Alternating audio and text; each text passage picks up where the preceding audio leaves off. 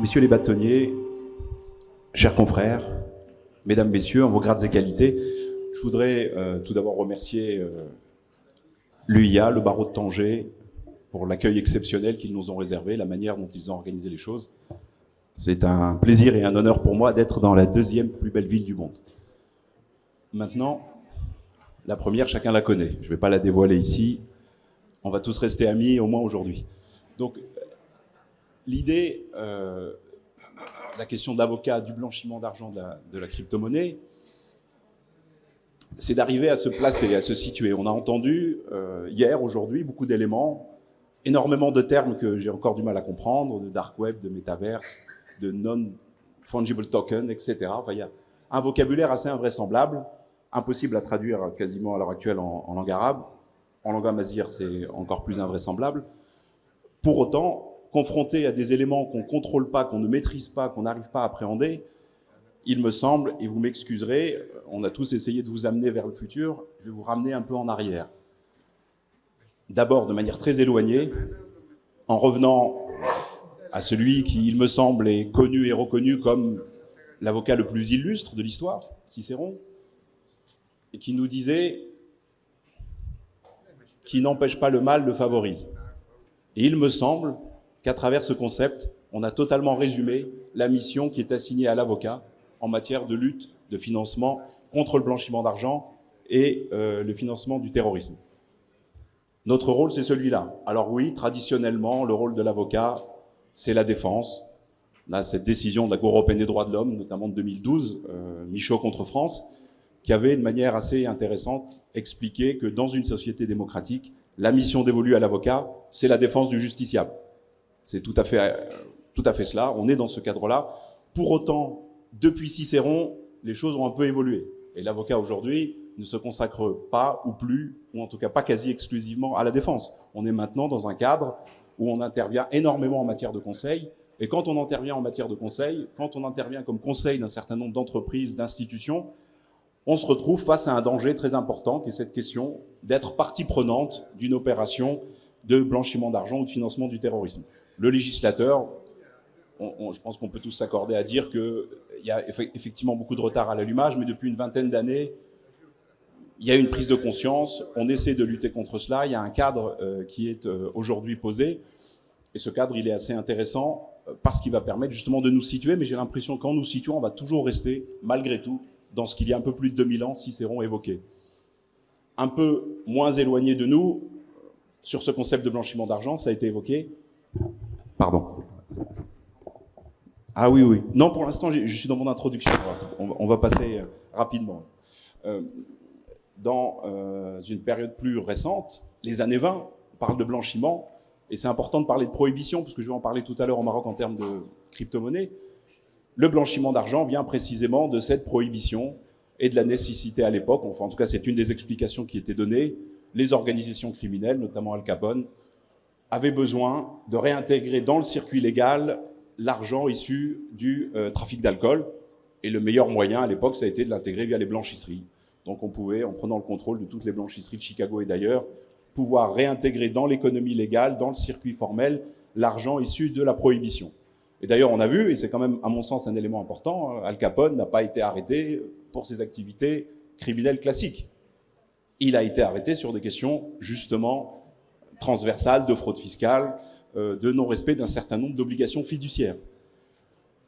C'est l'élément le plus récent. Et donc, cette question du blanchiment d'argent, qui est aujourd'hui cadrée, articulée, on a au Maroc une approche qui est assez particulière, avec un certain nombre de choses que dit la loi et puis un certain nombre d'autres que ne dit pas la loi et qui aussi interpellent. Donc c'est comme ça que je vais organiser ma présentation en deux parties pour rester très très classique, hein, je cite Cicéron. Donc on fera une présentation en deux parties. Sur cette première partie, bon, j'ai l'impression que j'ai le même problème, non, parfait, tout fonctionne. Donc cet élément très clair de ce que dit la loi au Maroc, ça a été évoqué de manière très large, alors je vais passer rapidement. On a ces dispositions du code pénal sur lesquelles je vais aller, et on a sur ces questions de blanchiment d'argent, on sait que c'est une infraction conséquence, c'est une infraction secondaire. Et il est pour cela donc nécessaire qu'une infraction primaire ait été commise, ça a été évoqué notamment dans le cas de la Suisse, mais alors il n'y a pas d'obligation par contre que cette infraction primaire ait été réprimée. ou poursuivie d'une manière ou d'une autre. C'est ça qui est un élément intéressant. Donc elle est secondaire, mais il y a quand même une relative indépendance. Le deuxième point est essentiel, c'est celui-là, la non-punition. Mais le troisième, qui à mon avis est intéressant, c'est que cette infraction primaire peut ne pas avoir été commise au Maroc. Donc on a la possibilité de poursuivre sur ces questions de blanchiment d'argent pour un certain nombre d'infractions commises. On a cité Panama, on peut citer un certain nombre de juridictions. Elles peuvent être commises partout dans le monde. La répression est possible au Maroc dès lors que la tentative de blanchiment se produit ici. Donc ça, c'est quand même un élément important. Et effectivement, il n'y a pas besoin que ce soit la même personne. Donc on parle d'une situation dans laquelle il y a une totale indifférence du législateur à la personne qui a commis l'infraction primaire et l'infraction secondaire. Et l'élément général, pour rester toujours dans notre principe de droit classique, il s'agit d'une infraction intentionnelle. Mais une infraction intentionnelle avec un dol général. On n'est pas dans un cas où il faut un dol spécial, enfin majoritairement. Et donc ce dol général, c'est commettre intentionnellement cette infraction, la commettre en connaissance de cause. Voilà de manière très succincte la manière dont on peut définir le cadre. Et en ce qui nous concerne, nous avocats, l'élément c'est que le texte cite très précisément le fait qu'on ait utilisé les facilités que peuvent procurer une profession, avocat, notaire, enfin tout ce type de profession, pour pouvoir permettre de faciliter la commission de cette infraction. Donc c'est à travers ce canal-là que le rôle de l'avocat ou la mission de l'avocat est appréhendée. Et donc c'est ce qui a été évoqué hier, donc je ne vais pas y revenir, les questions de déclaration de soupçon. Il y a cette circulaire du ministre de la Justice du 7 février 2022 qui est assez intéressante et qui rappelle aussi toutes ces obligations à la charge notamment des avocats. Mais je vais surtout insister sur un point qui me semble n'a pas été traité et qui me paraît essentiel, en tout cas pas suffisamment traité, c'est cette question du registre public des bénéficiaires effectifs et des constructions juridiques. Bon, c'est comme ça que c'est appelé. Ce registre, il est très intéressant. Ce qui me semble que c'est quelque chose de particulièrement novateur au niveau du Maroc. Ça existe dans un certain nombre de pays. Ça vient de nos amis anglo-saxons aussi.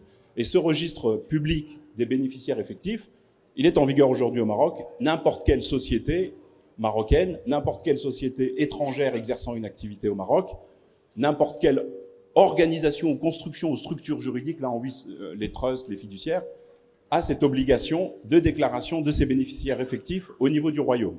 Et cette obligation, elle existe, elle est aujourd'hui dans notre corpus juridique, elle est pour autant très peu respectée. Il y a un problème essentiel, c'est que ce registre, qui s'appelle registre public des bénéficiaires effectifs, n'est pas public. Vous ne pouvez pas, les uns et les autres, accéder à ce registre.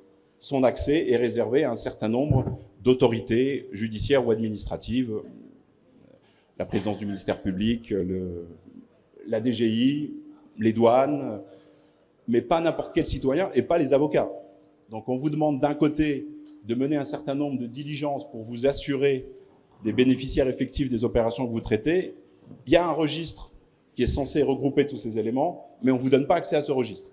Et vous ne pouvez pas aller vérifier, alors que ce serait quand même quelque chose de particulièrement important de pouvoir se dire, j'ai telle société qui envisage telle opération ou qui me contacte pour tel projet, je vais aller vérifier au niveau du registre des bénéficiaires effectifs qui sont les bénéficiaires effectifs et si ça pose une difficulté. Malheureusement, à l'heure actuelle, on n'a pas accès à cet élément.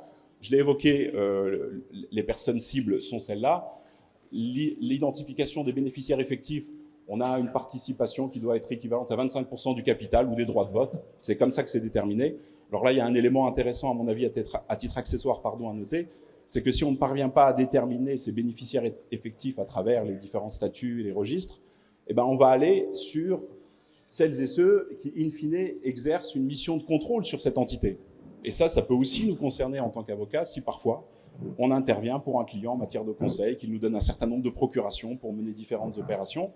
Il n'est pas exclu qu'in fine, on tombe dans cette nasse et qu'on considère qu'on est en réalité le bénéficiaire effectif de telle ou telle opération, pas parce qu'on va en toucher les profits ou les dividendes, mais parce qu'on n'aura pas pu identifier les véritables bénéficiaires effectifs. Donc c'est un peu comme la pêche avec les filets dérivants. Si on n'a attrapé personne, on peut toujours potentiellement attraper le prestataire de service qui a guidé ou accompagné. Les sanctions aussi sont intéressantes à noter. Alors le non-respect, c'est une amende de 5 à 50 000 dirhams. Ce n'est pas particulièrement effrayant, mais il y a cette amende, elle existe. Par contre, ce qui est beaucoup plus problématique, c'est que si les déclarations sont faites, mais qu'elles sont inexactes, fausses, contiennent des omissions, l'amende pécuniaire augmente, mais surtout, il y a une possible ensuite incrimination pour faux usage de faux. Et là, vous avez une peine d'emprisonnement à la clé. Voilà sur cette... Ah, pardon, c'est là-bas. Voilà, le deuxième point, on va essayer de respecter les 10 minutes.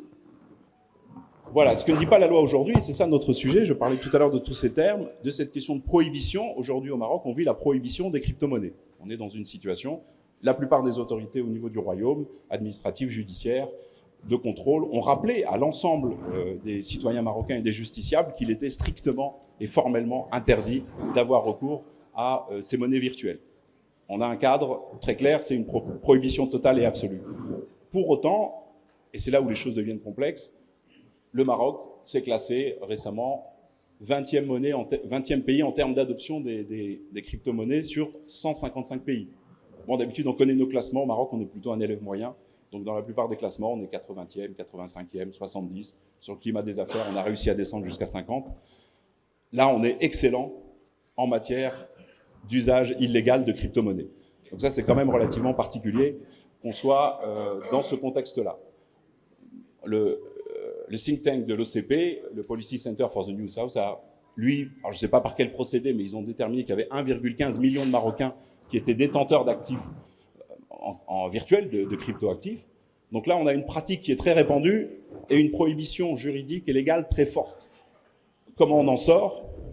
Ben, on refait le parallèle, on en sort comme avec Al Capone.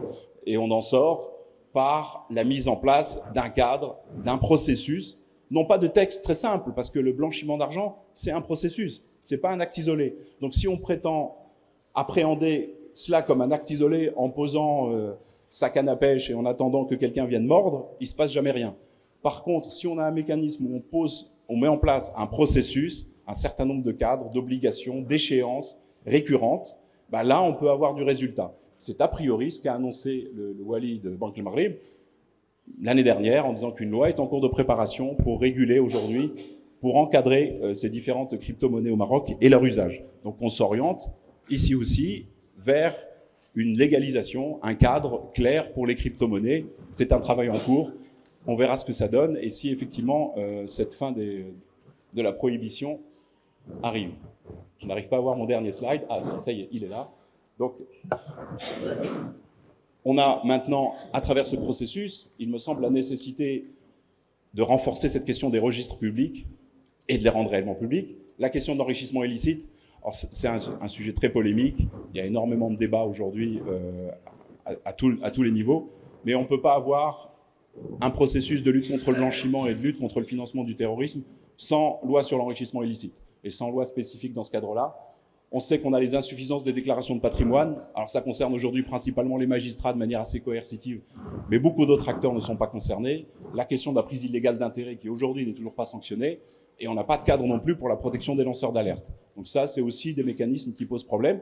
Ensuite, s'agissant de notre profession, vous le savez tous, il y a une loi qui est en cours d'élaboration. Je ne suis pas dans le secret des dieux, je ne sais pas véritablement quand ça va aboutir et selon quelles modalités.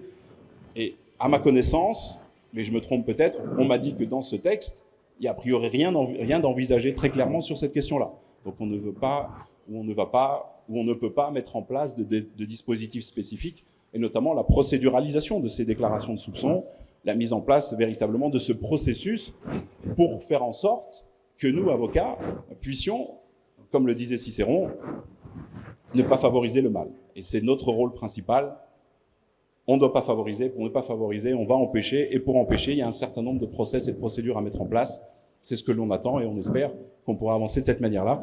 Je terminerai toujours en citant cet ami Cicéron, et je vous remercie tous et toutes pour votre écoute.